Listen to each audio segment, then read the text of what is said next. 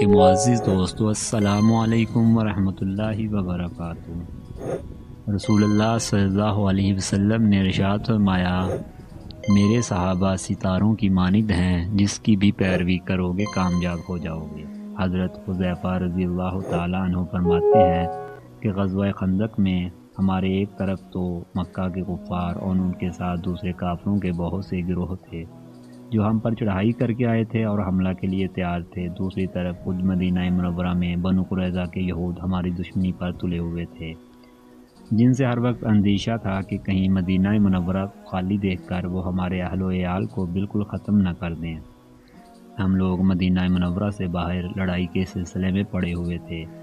منافقوں کی جماعت گھر کے خالی اور تنہا ہونے کا بہانہ کر کے اجازت لے کر اپنے گھروں کو واپس جا رہی تھی، اور حضور اکرم صلی اللہ علیہ وسلم ہر اجازت مانگنے والے کو اجازت مرحمت فرما دیتے تھے۔ اسی دوران میں ایک رات آندھی اس قدر شدت سے آئی کہ وہ اس سے پہلے کبھی نہ آئی تھی اور نہ اس کے بعد۔ اندھیرا اس قدر زیادہ کہ آدمی کو پاس والا آدمی تو کیا اپنا ہاتھ بھی نظر نہیں آتا تھا، اور ہوا اتنی سخت کہ اس کا شور بجلی کی طرح گرج رہا تھا۔ منافقین اپنے گھروں کو لوٹ رہے تھے۔ ہم 300 کا مجمع اسی جگہ تھا۔ حضور اکرم صلی اللہ علیہ وسلم ایک ایک کا حال دریافت فرما رہے تھے اور اسی آندھی میں ہر طرف تحقیقات فرما رہے تھے۔ اتنے میں میرے پاس حضور صلی اللہ علیہ وسلم کا گزر ہوا۔ میرے پاس نہ تو دشمن سے بچاؤ کے واسطے کوئی ہتھیار، نہ سردی سے بچاؤ کے لیے کوئی کپڑا، صرف ایک چھوٹی سی چادر تھی جو اوڑھنے میں گھٹنوں تک آتی تھی، اور وہ بھی میری نہیں، بیوی کی تھی۔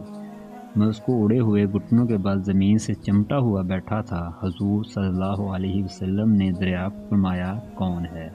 میں نے عرض کیا، حذیفہ، مگر مجھ سے سردی کے مارے اٹھا بھی نہ گیا اور شرم کے مارے زمین سے چمٹ گیا۔ حضور صلی اللہ علیہ وسلم نے ارشاد فرمایا کہ اٹھ کھڑا ہو اور دشمنوں کے جتھے میں جا کر ان کی خبر لا کہ کیا ہو رہا ہے۔ میں اس وقت گھبراہٹ، خوف اور سردی کی وجہ سے سب سے زیادہ خستہ حال تھا، مگر تعمیل ارشاد میں اٹھ کر فوراً چل دیا۔ جب میں جانے لگا تو حضور صلی اللہ علیہ وسلم نے دعا دی، یا اللہ آپ اس کی حفاظت فرمائیں، سامنے سے اور پیچھے سے اور دائیں سے اور بائیں سے اور اوپر سے اور نیچے سے۔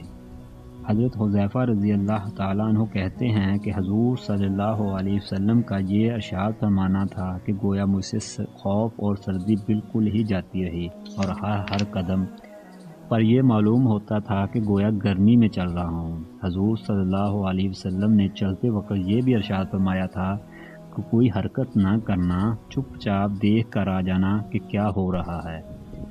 وہاں پہنچا تو دیکھا کہ آگ جل رہی ہے اور لوگ سینک رہے ہیں۔ ایک شخص آگ پر ہاتھ سینکتا اور کوک پر پھیر لیتا ہے، اور ہر طرف سے واپس چل دو، واپس چل دو کی آوازیں آ رہی ہیں۔ ہر شخص اپنے قبیلے والوں کو آواز دے کر کہتا تھا کہ واپس چلو، اور ہوا کی تیزی کی وجہ سے چاروں طرف سے پتھر ان کے خیموں پر برس رہے تھے۔ خیموں کی رسیاں ٹوٹی جاتی تھیں اور گھوڑے وغیرہ ہلاک ہو رہے تھے۔ ابو سفیان جو ساری جماعت کا اس وقت گویا سردار بن رہا تھا، آگ پر سینک رہا تھا۔ میرے دل میں آیا کہ موقع اچھا ہے، اس کو نپٹاتا چلوں۔ ترکش میں سے تیر نکال کر کمان میں بھی رکھ لیا، مگر پھر حضور صلی اللہ علیہ وسلم کا ارشاد یاد آیا کہ کوئی حرکت نہیں کرنی، بس دیکھ کے چلے آنا۔ اس لیے میں نے تیر کو ترکش میں رکھ دیا۔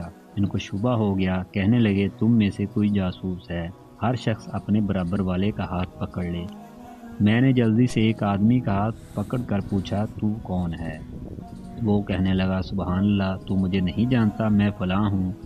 میں وہاں سے واپس آیا، جب آدھے راستے پر تھا تو تقریباً 20 سوار امامہ باندھے ہوئے مجھے ملے۔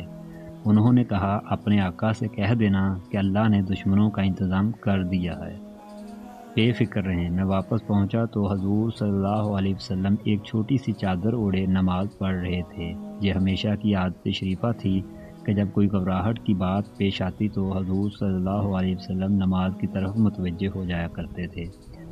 نماز سے فراغت پر میں نے وہاں کا جو منظر دیکھا تھا عرض کر دیا۔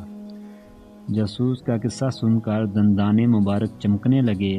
حضور صلی اللہ علیہ وسلم نے مجھے اپنے پاؤں مبارک کے قریب لٹا لیا اور اپنی چادر کا ذرہ سا حصہ مجھ پر بھی ڈال دیا۔ میں نے اپنے سینے کو حضور صلی اللہ علیہ وسلم کے تلووں سے چمٹا لیا۔ سبحان اللہ۔ انہی حضرات کا یہ حصہ تھا اور انہی کو زیبا دیتا تھا کہ اس قدر سختیوں اور دقتوں کی حالت میں بھی تعمیل ارشاد تن من جان مال سب سے زیادہ عزیز تھی۔